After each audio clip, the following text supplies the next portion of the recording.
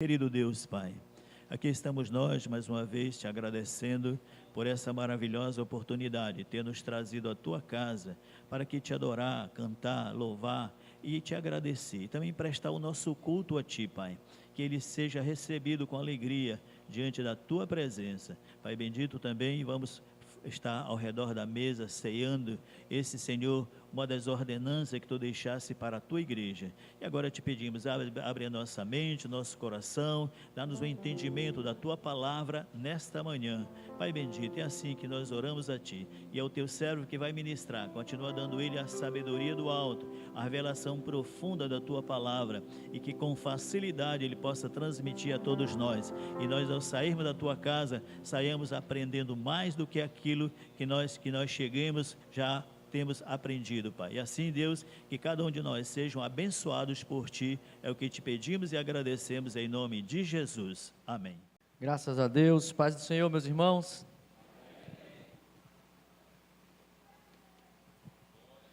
Fique com a sua Bíblia aberta aí, por gentileza, na segunda carta de Pedro, no capítulo 3. Nós vamos falar hoje um assunto importante. Vocês estão acompanhando os noticiários de ontem para hoje, por um acaso? Sim? Aconteceu alguma coisa de diferente no mundo de ontem para hoje? Hã? Hein, pastor Calixto? Aconteceu alguma coisa diferente de ontem para hoje?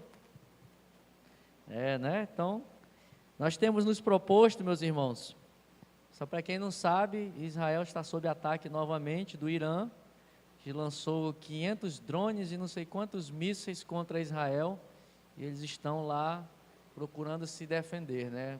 Nada semelhante com Mateus 24, né? Então, é importante nós nos lembrarmos destes assuntos, e é justamente, não é a propósito, mas eu já me propus que a todo culto de ceia, considerando o tema que nos foi lançado neste ano, que qual é mesmo o tema do ano que nós estamos falando? Cuidado, guarda a tua coroa, né? Então, ou seja, é um assunto que nos faz lembrar, que nos chama a consciência, a importância de constantemente falarmos sobre a volta de Jesus, a consumação dos séculos, o fim da história presente e atual, e a cada ceia eu me propus falar e tratar desse assunto, sobre algum aspecto. Nós já falamos, na última ceia que eu ministrei, foi em fevereiro, a de março o pastor Manuel ministrou, porque eu estava por uma questão profissional, não pude estar, mas na ceia de fevereiro, se os irmãos não sei se lembram, mas nós falamos sobre viver sob a expectativa da volta de Jesus. Hoje eu quero falar sobre, ainda dentro desse tema, mas sobre os negacionistas do dia do Senhor. Repita para o seu irmão aí, negacionista do dia do Senhor. Tem negacionista para tudo, até para a volta de Jesus tem gente que nega, tem os negacionistas da volta de Jesus. Obrigado, meu irmão. Então, meus irmãos, nós precisamos nos lembrar dessa importante mensagem, considerando que o Novo Testamento, somente no Novo Testamento, o ensino sobre a volta de Jesus é o ensino mais presente em todos os livros. Somente 3 livros do Novo Testamento não tratam da volta de Jesus. O livro de Gálatas, 4 livros, o livro de Gálatas, livro de Filemon, 2º e 3º João, são os únicos livros do Novo Testamento, que são 27 livros do Novo Testamento. Dos 27 livros, apenas esses 4 não falam da volta de Jesus. Portanto, se todos os livros, exceto esses, tratam desse assunto, isso é uma mensagem que Deus reputa como sendo urgente falarmos nos nossos dias. E é necessário, irmãos, e aqui eu deixo uma orientação, e deixo um conselho aos dirigentes, pastores, falem periodicamente sobre este tema, repita e fale sobre a volta de Jesus de tempos em tempos.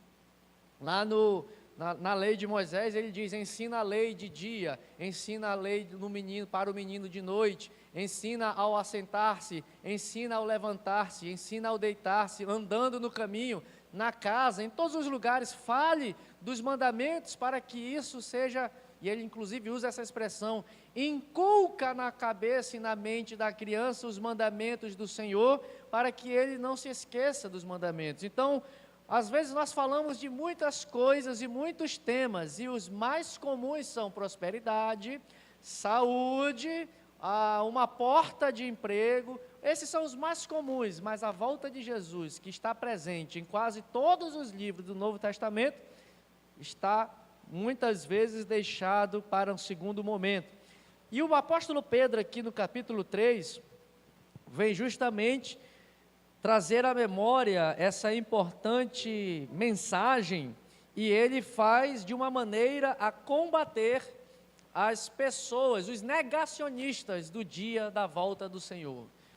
Nós vamos ver que Pedro, assim como o apóstolo João, quando escreve a sua primeira, segunda e terceira epístolas, ele está combatendo os falsos mestres do gnosticismo, que ensinavam engano, ensinavam várias coisas contrárias às Escrituras, e dentre elas é que essa conversa de que um juízo final haveria de vir, de que um julgamento sobre todos estava para acontecer, era um dos assuntos pregados por esses falsos mestres, por esses falsos doutores. E João, Pedro, os apóstolos, de todas as maneiras, Paulo escreveu bastante sobre isso também, todos eles visavam combater este ensino enganoso, esses negacionistas da volta de Jesus. Pedro, aqui no capítulo 3, da sua segunda epístola, se você olhar aqui os versículos 1 e 2, ele usa duas expressões importantes. Ele fala sobre despertar, que está no versículo 1, e ele fala no versículo 2, recordar. Isso é importante, irmãos, nós falarmos e trazermos à memória, porque a igreja, nós que estamos na casa do Senhor, certamente para nós não é nenhuma novidade. Quantas vezes você já ouviu falar que Jesus vai voltar na sua vida cristã? Você já contou? Pastor Jean, quantas vezes você já ouviu falar que Jesus vai voltar? Milhares de vezes, é mesmo, tudo isso? Todo dia a gente fala, essa semana, nos grupos, alguns grupos aqui da igreja, da sede, quando teve essa notícia aí de Israel, aí já as pessoas começam, Jesus está voltando, Jesus está voltando, Jesus está voltando. Então, irmãos, nós já ouvimos falar sobre isso, desde quando nós aceitamos a Jesus, ou desde quando nós nos entendemos como gente, para aqueles que nasceram e cresceram na igreja. Então, para essas pessoas, o Pedro está dizendo aqui, recordem desta palavra. É necessário recordar, relembrar. Não é um conto de fadas, não é uma história que se conta para a criança dormir, não é uma mensagem que pode e que deva estar esquecido, ao contrário, ele diz, recordem das palavras que anteriormente foram ditas pelos santos profetas. Sabe, meus irmãos, e nós precisamos nos despertar com esta mensagem, porque a volta de Jesus, muitas vezes nós estamos envolvidos em tantas dificuldades, em tantos dilemas familiares, pessoais, emocionais, financeiros, que a gente acaba oh meu Deus, a vida cristã se resume a resolver esses problemas, enquanto que na verdade a vida cristã, o maior dos problemas que Jesus veio resolver foi o problema do pecado. Ele não veio aqui nesta terra morrer por mim e por você para nos fazer prósperos, apesar disso ser uma consequência. Ele não morreu na cruz do Calvário para nos dar saúde, apesar disso ser uma consequência. Ele levou sobre si as nossas enfermidades, as nossas dores, e pelas suas pisaduras nós fomos sarados. Mas se você não for sarado, não foi para isso que ele morreu na cruz do Calvário. Ele morreu, como diz o apóstolo João, ou Pedro, ele morreu para aniquilar com as obras das trevas, de uma vez por todas. Ele morreu para resolver o único problema que nós não poderíamos resolver, que era o pecado. Então, meus irmãos, nós temos que nos despertar. Pedro está dizendo, nós temos que recordar essa mensagem e precisamos nos despertar para esta realidade, de que Jesus voltará. Às vezes, as verdades bíblicas, as verdades da palavra de Deus, nós sabemos, mas estamos adormecidos para com elas. Nós sabemos que Jesus vai voltar. Quem nunca ouviu falar de que Jesus vai voltar, levanta a mão. Quem nunca ouviu? Quem nunca ouviu dizer que um dia Jesus vai voltar? Todos nós já ouvimos falar. Aí, quando ele diz despertar, significa o seguinte: o fato de você ter ouvido esta mensagem de que Jesus vai voltar, como você está vivendo, qual é o seu procedimento diante dessa verdade bíblica? Jesus vai voltar. Se Jesus vai voltar e eu sei disso, e eu estou me recordando disso, significa que eu preciso estar vivendo hoje em santidade, eu preciso perdoar o meu irmão, eu preciso conceder perdão para aqueles que me ofendem, eu preciso deixar a mentira, eu preciso deixar o engano. O despertar aqui é para nos chamar a atenção e dizer: a mensagem você sabe, mas como está o seu proceder diante da mensagem? Por isso Paulo escreve e diz o seguinte: vivamos hoje como se Cristo voltasse hoje. Quando Pedro diz, vamos nos despertar com lembranças na vossa mente esclarecida, ele fala no verso 1. Essa verdade de que Jesus voltará está deixando você em um estado de alerta e de atenção?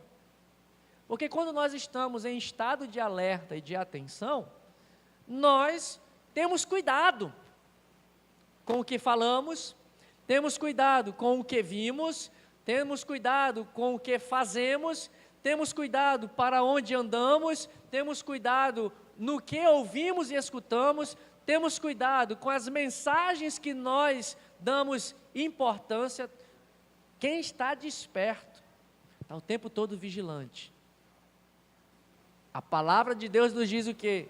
Vigiai e orai, porque vocês não sabem o dia que o noivo virá, porque ele virá como um, irmão, essa comparação da volta de Jesus como um ladrão, não é uma, se você analisar, não é uma boa comparação, mas o que ele quer dizer? Você sabe o dia que o ladrão vai entrar na casa? Que Deus o livre que ele entre na sua casa. Mas se nós soubéssemos, nós já estaríamos ali, antenados, despertos, preparados. Quando ele diz, ele virá como um ladrão, a mensagem não é que a volta de Jesus vai ser ruim como um ladrão, não. A mensagem por trás desta simbologia é: se você sabe o dia que o ladrão vai entrar na sua casa, você está preparado. Entra aqui que eu te mando bala. Vigilante. É isso que a palavra quer dizer. Despertar Jesus pode voltar agora. Jesus está voltando, Jesus está chegando, Jesus está às portas. Nós precisamos nos despertar e Pedro nos adverte a isso, a que nós venhamos a estar despertos para esta verdade que vai acontecer. Podem passar céus e terra, mas a minha palavra não passará, disse Jesus. E Pedro aqui usa 3 fontes para nos trazer ao despertamento e para nos recordar. Primeiro ele fala dos profetas. Ele diz aqui: recordem o que falaram os profetas, os santos profetas, a respeito deste dia que acontecerá. E os profetas anunciaram e alertaram para esta agenda divina. Isaías fala sobre isso. Isaías capítulo 13, fala que o dia do Senhor será para derrotar e aniquilar com os soberbos. Mas o mais duro, a profecia mais forte a respeito do dia do Senhor, que eu acho assim, muito pesada, é a profecia de Amós, capítulo 5, versos 18 a 20. Amós diz o seguinte: ai de vós que esperais o dia do Senhor. Ele continua dizendo: vocês acham que será um dia de luz? Acham que será um dia de paz? Acham que será um dia agradável? Pelo contrário, será dia de terror, diz o profeta. Será dia de angústia, será dia de morte, será dia terrível. Então a voz profética para o dia do Senhor nos alerta para um dia de juízo. A voz de Jesus, também Pedro relembra aqui, Jesus também fala sobre a sua vinda. E Jesus traz no seu sermão final ali, o sermão escatológico, o sermão do capítulo 24 e o 25, que fala das parábolas. Ele aborda este assunto da sua vinda, deixando para nós placas de sinalizações, mostrando como serão os dias que antecederão a sua vinda. Serão dias de falsos mestres, falsos profetas, falsos cristos se levantarão. Vai ter pai lutando contra filho, filho lutando contra pai. Vai existir guerras, rumores de guerras, fome, destruição, catástrofes naturais. Tudo isso Jesus está trazendo um panorama de como será a sua vinda. E aí ele no final, lá por volta do versículo 34, 35 do capítulo 24, ele vai dizer: e então se levantará o sinal do Filho do Homem nos céus, todo olho verá. E aí termina Jesus contando dando este panorama, este sinal de como será a sua volta. O ensino dos apóstolos de Jesus também fala sobre isso. Os apóstolos abordam sobre a vinda de Jesus, do seu julgamento. Paulo escreve bastante, 1 Tessalonicenses, capítulo 4, versículo 13, 1 Tessalonicenses 5, 1 a 11, Apocalipse 6, 12, 17. Tudo isso nos mostra, todas essas palavras nos fazem lembrar de que, e nos despertam para a verdade que está nas Escrituras, para que nós possamos compreender esta mensagem, esta história de que Jesus voltará, não é uma história para boi dormir, vai acontecer. E o despertar de Pedro é, diante desta verdade, como você está se comportando? Lá em Apocalipse, inclusive, nos diz assim: quem é santo, santifique-se mais. Quem está na sujeira, se suje mais ainda. Irmãos, como nós estamos diante dessa mensagem, esta mensagem, esta verdade das Escrituras, elas vão acontecer. O Senhor vai voltar. Não sejamos negacionistas da volta de Jesus pelas nossas atitudes. Nós podemos não negar que Jesus está voltando por meio da nossa oratória, mas podemos negar a volta de Jesus com as nossas atitudes. Não, Jesus não vai voltar agora não, então vamos comer, vamos beber, vamos fazer, vamos gozar a vida. Aquela passagem de Lucas, né, que diz, alma goza, vive, rejubila. Não, vamos comer, beber. Jesus chama a advertência e diz: louco, cuidado, esta noite pedirão a tua alma.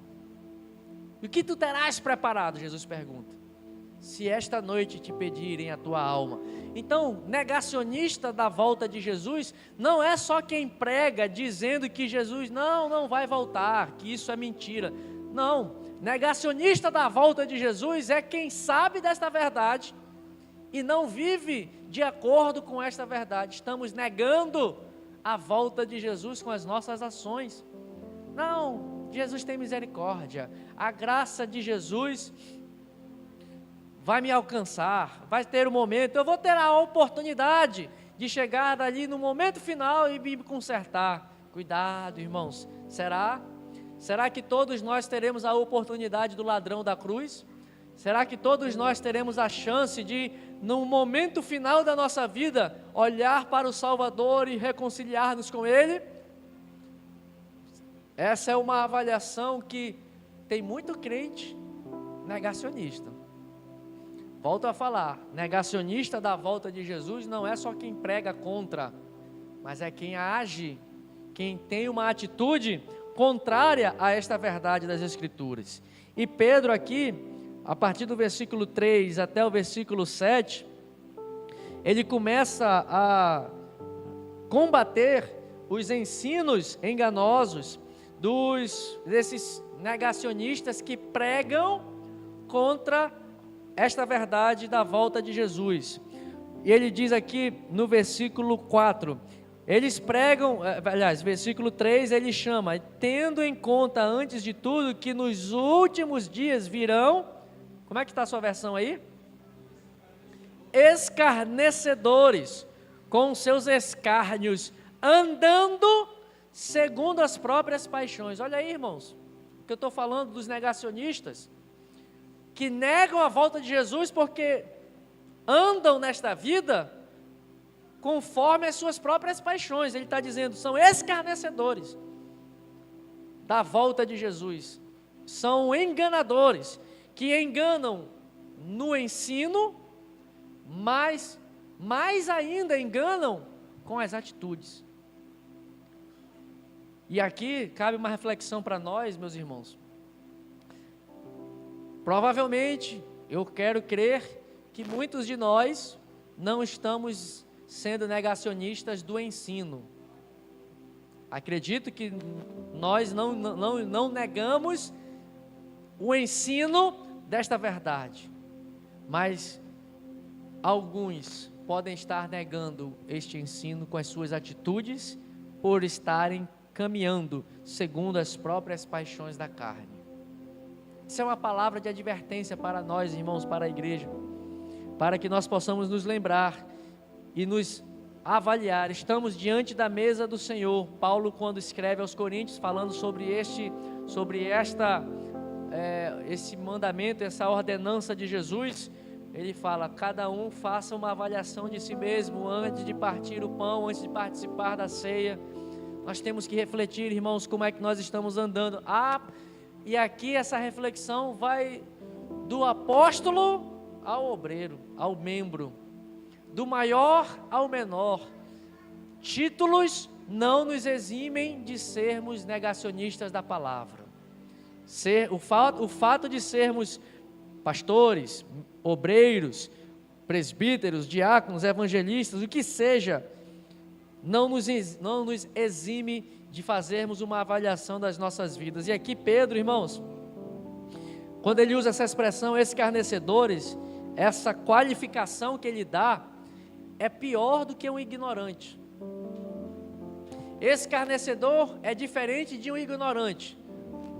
O ignorante, por natureza, por definição, é aquela pessoa que não sabe, não conhece de determinado assunto. Eu sou um ignorante na arquitetura, não estudei para isso, não sei como é que se faz arquitetura. Pastor Jean é o ignorante no direito, não estudou.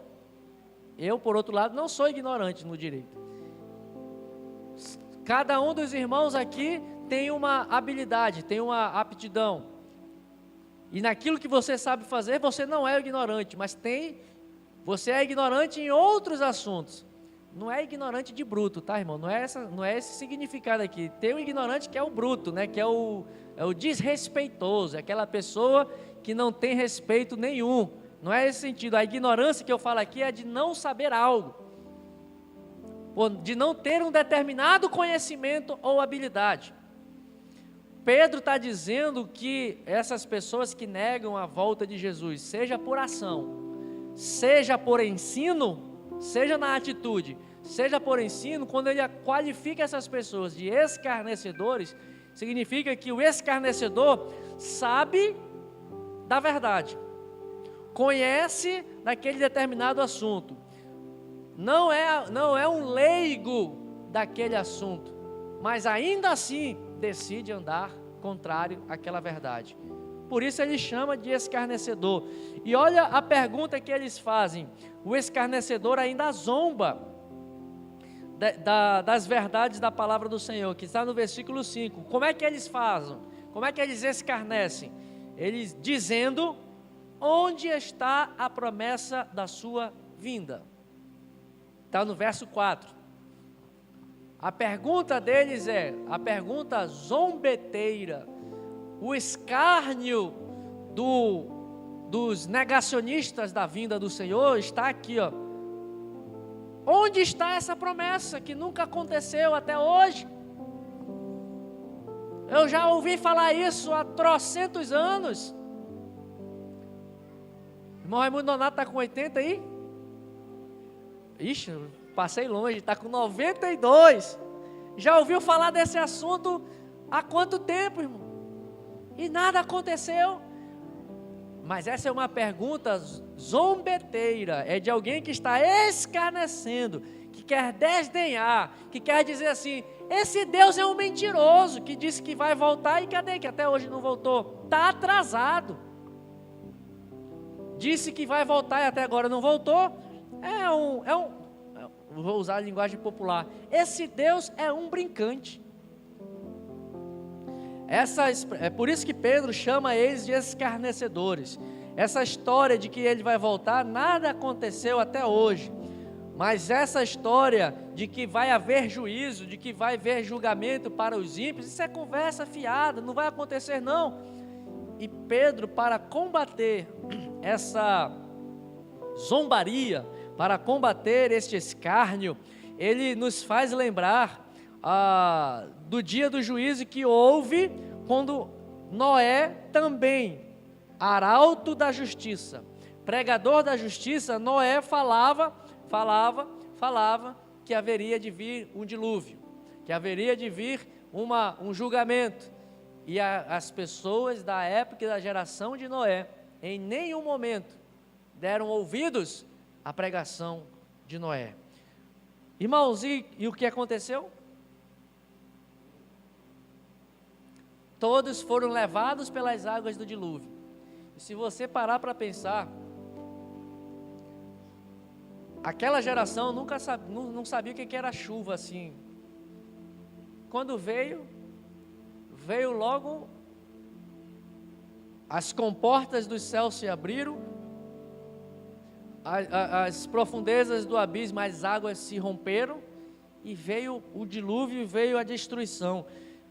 O povo de Sodoma e de Gomorra foi alertado sobre o julgamento, escarneceram. Isso é conversa fiada. Veio fogo e enxofre que os anjos trouxeram, somente Ló e as suas filhas, porque até a mulher dele também ficou, né? Escarneceu e ficou lá. Só Ló, suas filhas foram salvos do juízo. Então, Pedro está nos mostrando aqui, ó, que desde quando Deus anuncia algo, quando Deus anunciou o julgamento em Noé, quando Deus anunciou o julgamento para Sodoma e Gomorra, quando Deus falou essas coisas, Pedro está dizendo: vocês estão zombando da promessa, mas lembre-se de Noé, lembre-se de Sodoma e de Gomorra. Deus prometeu, pode ter passado um certo tempo, mas a promessa se cumpriu. É isso que Pedro está querendo nos mostrar aqui, relembrando essas duas histórias, de mostrar que, na verdade, a promessa de Deus, por mais demorada que as pessoas possam achar que sejam, ela vai acontecer.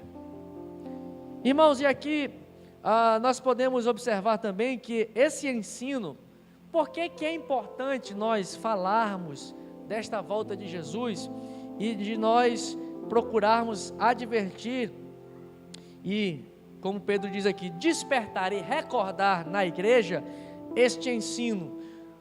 Porque se nós retirarmos da mensagem do Evangelho este tema de que Jesus voltará para recompensar conforme as nossas obras, se nós não pregarmos sobre isso, nós estaremos tirando das pessoas, estaremos tirando dos crentes o sentido de destino.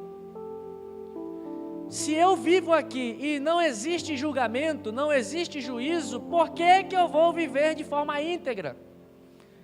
Por que que eu viverei aqui em santidade, se não há julgamento?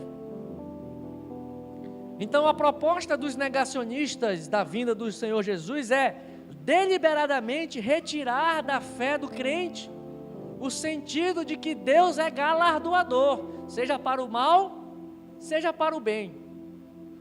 Se bem agirmos, receberemos galardão de bênção. Se mal agirmos, receberemos a recompensa do mal agir que tivemos. E a conversa de Deus com Caim foi muito nessa direção. Caim, cabe a ti dominar o teu mal, a ti compete escolher o que tu queres fazer. Se bem agires, Caim, vai estar tudo certo. Mas se você agir de forma errada, o pecado está aí para te consumir e para te matar. Irmãos, nós temos que nos lembrar que a mensagem da volta de Jesus nos dá o sentido de destino e que essa vida é passageira. Tudo nesta vida é transitório. Se nós tirarmos o ensino da volta de Jesus, nós perderemos o sentido de uma vida justa, de uma vida santa. Não preciso mais viver de modo santo, porque não tem julgamento, não tem recompensa, não tem juízo, não tem galardão. Para que viver em santidade? Para que viver de modo digno aos filhos de Deus? O intuito, meus irmãos, de muitas pessoas, muitos falsos mestres, muitos falsos profetas, quando negam a volta de Jesus e negam as verdades das Escrituras, é que na verdade nós vamos ter duas atitudes que nós podemos ter diante da verdade da palavra do Senhor. Diante daquilo que a palavra de Deus me confronta, eu tenho duas atitudes que eu posso tomar. A primeira é, eu mudo de vida, ou a segunda opção é distorcer o que a Bíblia diz e viver e conformar a Bíblia à minha comodidade. Qual será a nossa atitude diante da palavra do Senhor, que nos exorta a termos uma vida de santidade e de pureza? Pedro aqui avança ainda, dizendo, olha, tem o dilúvio, tem as coisas da palavra de Deus, tem as suas promessas que já foram cumpridas, e Pedro começa a falar que esta volta de Jesus está sendo preparada, assim como as águas do dilúvio foram preparadas para serem derramadas em julgamento, a volta de Jesus está sendo entesourada. Veja aí comigo que ele usa essa expressão no versículo 7, os céus que agora existem e a terra pela mesma palavra têm sido entesouradas para o fogo, estando reservados para o dia do juízo e a destruição dos homens ímpios. Não é mais pela água, porque Deus prometeu, mas segundo Pedro aqui, vai ser entesourado e consumido pelo fogo. Assim será a volta de Jesus. E o que será de nós, irmãos? Como será a nossa posição? Como estará a nossa atitude diante desta verdade da palavra do Senhor? Como será a nossa resposta? Mudaremos de vida ou conformaremos a palavra de Deus de acordo com a nossa conveniência? Mas no versículo 8 até o versículo 13, Pedro começa a lembrar, olha, até aqui nós vimos que Pedro está nos despertando, Pedro está nos recordando, Pedro está combatendo o ensino desses escarnecedores, e agora Pedro está dizendo, tudo isso que a promessa dos profetas e a palavra nos garante, ele fala que não tardará. Veja aqui o versículo 9, não retarda o Senhor a sua promessa, como alguns a julgam demorada. Pelo contrário, Ele é longânimo para convosco, não querendo que nenhum pereça, senão que todos cheguem ao arrependimento. Parece, irmãos, que essa mensagem já, como tenho dito durante esta ministração, tem sido dita, repetida, ano após ano, dia após dia, tempo após tempo. Parece que demora, parece que Jesus não vem. Pedro, Paulo, os discípulos, Tiago, todos os apóstolos já falavam sobre isso naquela época, logo após a crucificação, a ressurreição e aqueles ensinos apostólicos. Até o ano 100 já era falado. João fala, já estamos na última hora. Primeiro João fala isso, ministramos isso na terça-feira passada, e parece que não acontece, parece que não vem. Pedro, quando começa a falar sobre este tempo que parece ser demorado, ele atribui a Deus, ele faz uma proporção. Para Deus um dia é como se fossem 1000 anos, e 1000 anos como se fosse um dia. Então ele nos leva a avaliar essa verdade bíblica sob a perspectiva de Deus. Deus é o criador do tempo. Deus criou o tempo lá em Gênesis, quando ele cria o sol no 4º dia, ele criou o sol e a lua para reger o tempo. E a partir daí o tempo veio à existência, mas o tempo é criação de Deus e não influencia e não interfere no que Deus vai fazer. É por isso que nós dizemos, o tempo de Deus é diferente do tempo do homem. Quando a minha avó dizia assim, Deus comigo não combina. Quando eu digo sim, Ele diz não. Quando eu digo não, Ele diz sim. Porque nós nunca estamos, muitas vezes, sintonizados com o tempo apropriado de Deus. Por isso Moisés fala, Senhor, ensina-nos a contar os nossos dias, de modo a que nós saibamos e possamos alcançar corações sábios.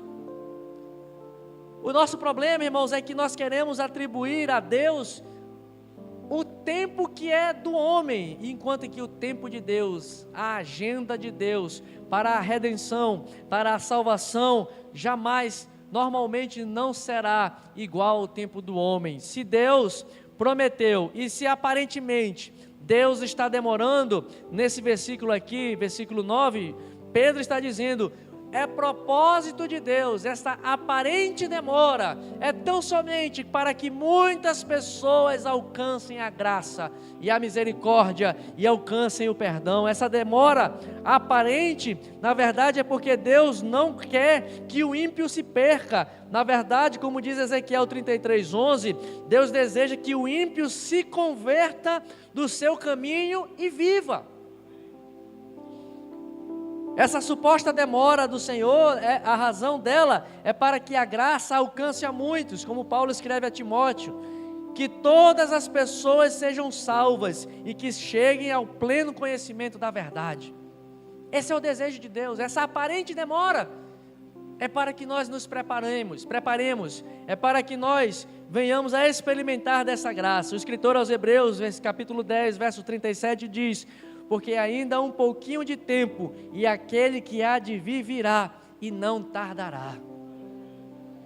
Jesus não se atrasa, Ele não chega antes da hora, nem depois da hora, Ele chega no momento certo. Jesus aparece, Jesus virá. Os apóstolos nos apresentam que este dia do Senhor é urgente, irmãos. Quando Pedro relembra disso aqui, de que essa promessa não tarda, ele nos faz lembrar da urgência, da proximidade, da iminência desta vinda, que será como ladrão pela noite, que será algo inesperado, que será algo que pegará muitos desprevenidos, como nós vimos na parábola das 10 virgens, em que todas as 10 virgens dormiram. Se você olhar para a parábola, as 10 virgens dormiram. Então o problema não é dormir, o problema não é em algum momento da vida nós estarmos ali adormecidos. O problema é dormir despreparado. Porque quando a trombeta soar, se dormiu despreparado, não vai dar tempo de vestir a roupa não, de pijama não vai para o céu. As 10 virgens, é verdade, pastor Calixto? As 10 virgens dormiram? Não foram as 10 que dormiram? quando veio o grito, eis aí veio o noivo. Aí as 10 se acordaram. A diferença é que 5 dormiram preparadas. Dormiram arrumadas. Então o problema não é dormir. O problema é estar despreparado. O problema é não estar antenado. O problema é deixar causas e pendências a serem resolvidas. Se nós vivermos com pendências de problemas resolvidos, quando gritar, eis aí vem o noivo, não dá tempo de correr para arrumar. Por isso hoje, é por isso que a palavra de Deus, o pastor Jean pregou há dois domingos aqui, hoje, é hoje, não é amanhã, não foi ontem, é hoje. Se ouvires a voz do Espírito, não endureçais o vosso coração, como foi lá no dia no deserto, em que vocês desafiaram ao Senhor. É hoje, irmão. Então não dá para esperar para se preparar. Não, amanhã eu converso com aquele irmão. Amanhã eu me resolvo. Amanhã eu deixo esse pecado. Amanhã eu abandono este vício. Amanhã eu faço isso. Amanhã pode ser tarde demais. Amanhã talvez não consigamos mais resolver. Quando esperarmos para o amanhã, pode ser que hoje o noivo venha. E o que terás preparado para ele? Irmãos, então, o dia do Senhor está perto. A volta do Senhor está aí. E toda vez que eu me lembro da parábola das 10 virgens, eu sempre falo, nós não podemos andar na reserva. Tem pastor que está na reserva, irmãos. E tem ovelha que está cheia. Tem dirigente que está andando, já está na reserva da reserva. Está só no cheiro. O problema das virgens loucas é que elas estavam na reserva. Sabe, a gente tá, não, amanhã eu vou orar, amanhã eu vou jejuar, amanhã eu vou me consagrar, amanhã eu vou me preparar. Não vou. Está na reserva, irmão. Crente não pode andar na reserva, não. É por isso que Paulo escreve aos Tessalonicenses: enchei-vos do Espírito Santo. Não vos embriagueis com vinho em que há contenda, briga e dissolução, mas enchei-vos do Espírito Santo. Encha a sua lamparina da palavra do Senhor, encha a sua lamparina de azeite, encha a sua lamparina da unção do Senhor, se revista do Senhor todos os dias. Irmãos, quando nós estivermos cheios do Espírito Santo do Senhor, as pessoas vão falar mal de mim, e eu vou ficar, glória a Deus que está falando mal de mim, ainda vai abençoar, porque está cheio. Está cheio de fruto, irmãos. A palavra de Jesus, lá no Evangelho de João: o meu Pai é o agricultor e vós os ramos, e Ele poda e apara os ramos para que deem mais frutos, e para que o vosso fruto permaneça. Mas se não der fruto, o que Jesus fala lá? Ele não vai podar não, Ele vai cortar fora. Isso é estar na reserva, crente. Isso é andar na reserva. Irmão, nós temos que andar cheio. Meu irmão, o dia que a igreja tiver como os apóstolos, que andava e a sombra curava, andar e o lenço de Paulo levou lá para a pessoa e foi curado. Irmãos, isso é ser cheio. Isso é estar, é chegar na pessoa: não tenho nada, não tenho ouro, não tenho prata, mas o que eu tenho eu te dou. Levanta-te e anda em nome de Jesus. Isso é estar cheio. E quando falamos da volta de Jesus, é para esta direção que o Espírito Santo quer nos despertar. Irmão, não vai ser fácil não. Cada dia mais nós vamos que ter capacidade para permanecer de pé. Nos dias de hoje, cada vez mais precisaremos estar cheios da palavra. Um dia desse, ontem, hoje, estava vendo aí num vídeo aí no Instagram, camarada dando uma pregação. Se você olhasse assim, só a segunda parte, era numa igreja, o cara falando assim, olha só a pregação do cidadão: você que está aqui na igreja e que é LGBT e não se casou, está errado, você tem que casar. Eu que sou hétero me caso, e por que você que é LGBT não se casa? Numa igreja, irmão. Nesse tempo agora, nós temos que ter mais ainda, como Pedro diz, temos que saber dar razão à nossa fé. E só o Espírito do Senhor para nos dar força, testemunharmos nesse dia em que está tudo misturado, está tudo cinza, são 50 tons de cinzas de evangelho.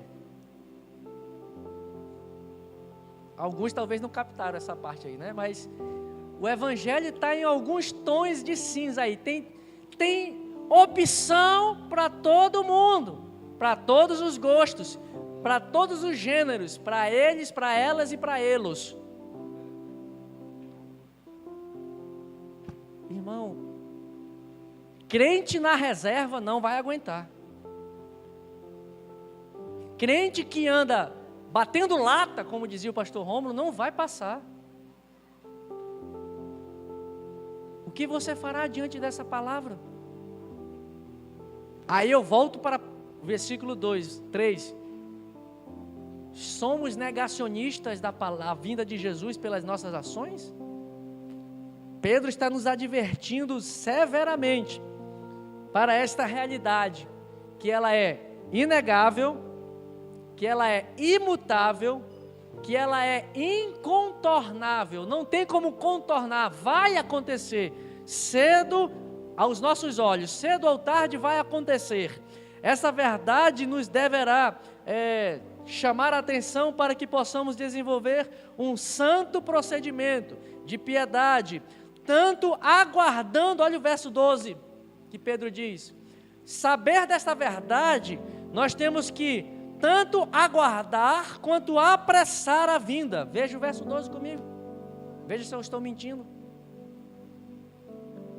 Saber dessa verdade deve despertar na igreja um anseio, uma expectativa, um desejo de que isso aconteça. É o que ele diz no verso 12. Esperando, aguardando, desejando, almejando. Nossa esperança é sua vinda. O Rei dos Reis vem nos buscar. Olha aí, ó. Jesus ainda até a luz da manhã raiar. Nossa esperança é sua vinda. O Rei dos Reis vem nos buscar. Nós aguardamos Jesus ainda até a luz da manhã raiar. O coro repete quantas vezes nós aguardamos? Nós aguardamos, o coro dessa música, nós aguardamos. Pedro está dizendo, irmãos, nós esperamos. É uma expectativa, é um ardor, é um anseio, é aquele louvor. Quem dera hoje vir. Só lembro dessa parte da harpa, né? Quem dera hoje vir, glória. Como é que é? Qual é o número, pastor Edmar? O senhor que é o cantor mor da nossa harpa cristã? Veio. Mas aí tem que entrar no tom, né? Vem do Salvador. Quem dera hoje vir para reinar com poder e amor. Quem dera hoje vir, já por sua esposa vem esta vez, que o espera em oração. Olha, ó, fora do mundo de entremês, quem dera hoje vir. Glória, glória, glória, gozo sem fim trará. Glória, glória,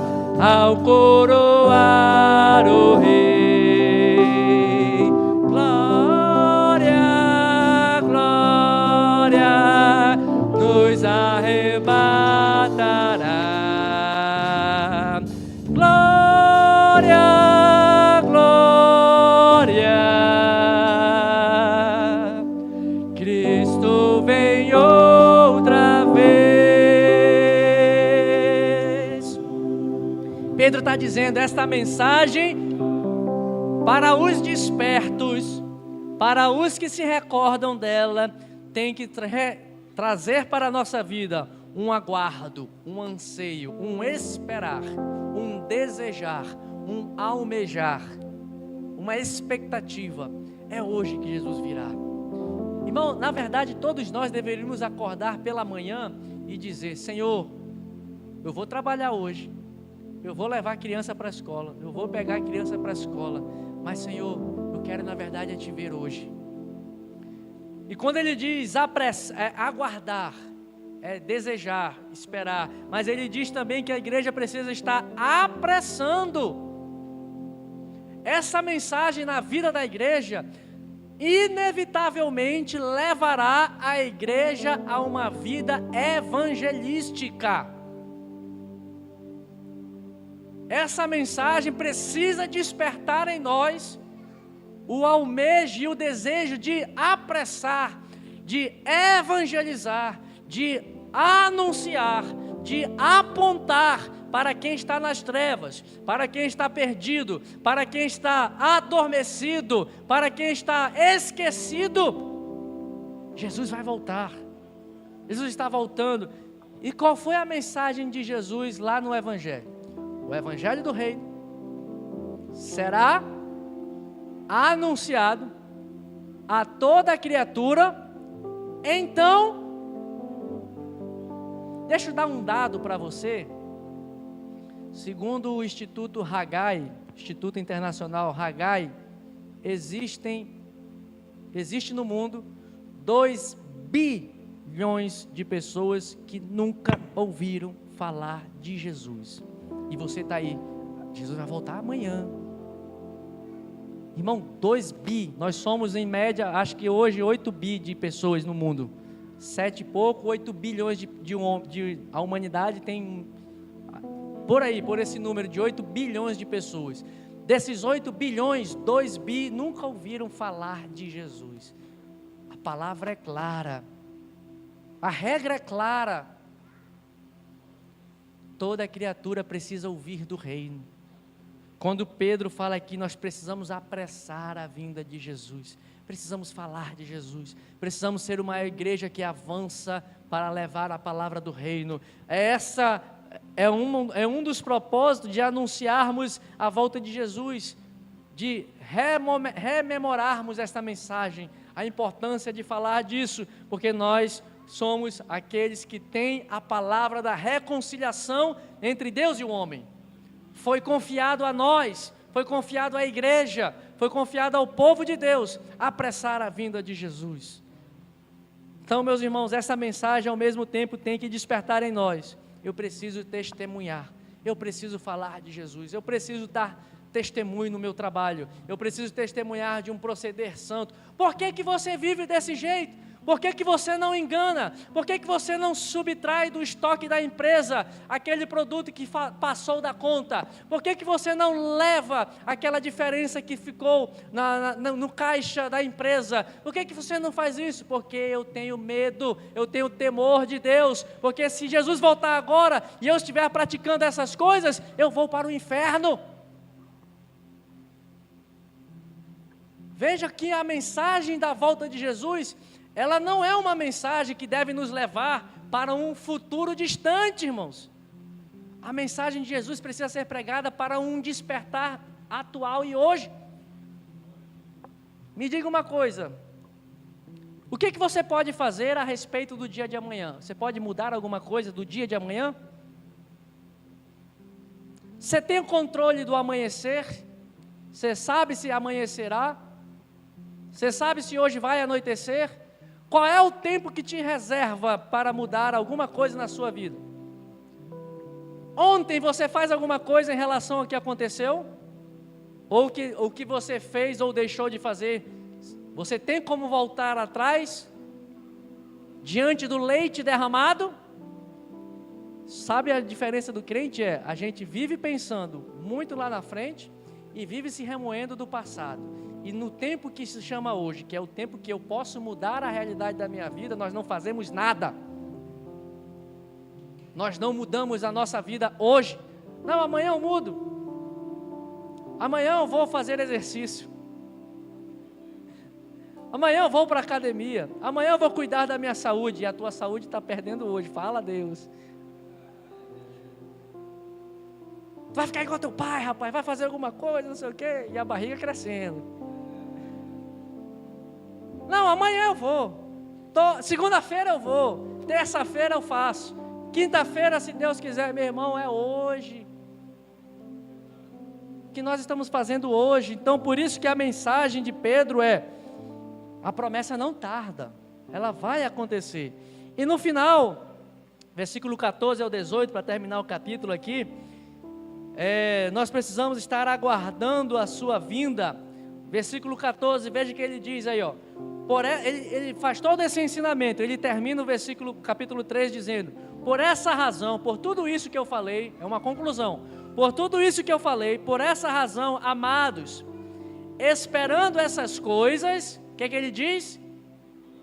Procurai, na minha versão está aqui, empenhai-vos, por serdes achados por ele em paz, sem mácula e irrepreensíveis.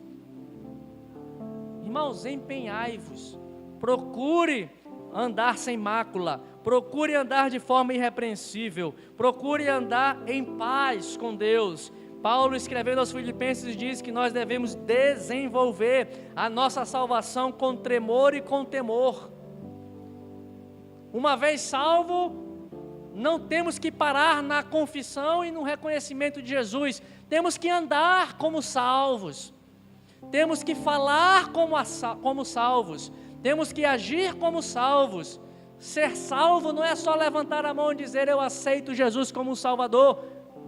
Esse é o ponto de partida, mas a salvação precisa ser continuada e desenvolvida, tirando todas as coisas, tirando todas as bagagens da vida, tirando todas as mochilas que a vida colocou na nossa costa, porque afinal de contas o caminho é estreito, a porta é estreita, não dá para passar com toda a bagagem que o mundo nos coloca nas costas. Por isso ele diz: empenhai-vos, irmãos, para que quando este dia vier, vocês sejam achados sem mácula, irrepreensíveis, em paz diante de Deus. E no versículo 17 ele diz ainda o seguinte também: além de nós nos empenharmos para sermos achados em paz, sem mácula e irrepreensíveis, versículo 17 ele diz: vós, pois, amados, prevenidos como estáis de antemão, acautelai-vos, não suceda que, arrastados pelo erro desses insubordinados, descaiais da vossa própria firmeza. Pedro não termina dizendo: se empenhe para ser achado santo quando ele vier, e se acautele desses ensinos enganosos, desses negacionistas. Tome cuidado para que você não seja enganado. Cuidado, fique atento, fique alerta, porque nesta jornada muitas pessoas vão nos enganar e vão nos falar contrariamente à vontade do Senhor, e nós precisamos estar firmes. As más conversações corrompem os bons costumes. Não ameis o mundo, como diz o apóstolo João. Quem ama o mundo não espera a volta de Jesus. Quem está envolvido com o sistema deste mundo não almeja uma restauração, não almeja o reino de Deus. Nós precisamos, irmãos, então estar atentos, acautelados, vigilantes, preparados, antenados, empenhando-nos em buscar a santificação. Santificação sem a qual será impossível nós vermos ao Senhor. Que o Senhor nos ajude, meus irmãos, que o Senhor nos desperte, para que nós possamos, nesses últimos dias, viver em paz, viver com a consciência de salvos e vivermos na expectativa desta vinda gloriosa, na expectativa desta volta de Jesus. Não sejamos nós negacionistas do dia do Senhor, nem por palavra e nem por atitude. Pastor Jean, ele termina falando isso, versículo 18: antes de tudo, antes de negarmos teologicamente que essa conversa é errada, antes de negarmos com a nossa atitude de que Jesus não vai voltar e por isso eu não preciso me santificar, antes disso, Pedro termina e diz: antes de tudo, crescei na graça e no conhecimento de nosso Senhor e Salvador Jesus Cristo. A Ele seja a glória, tanto agora como no dia eterno.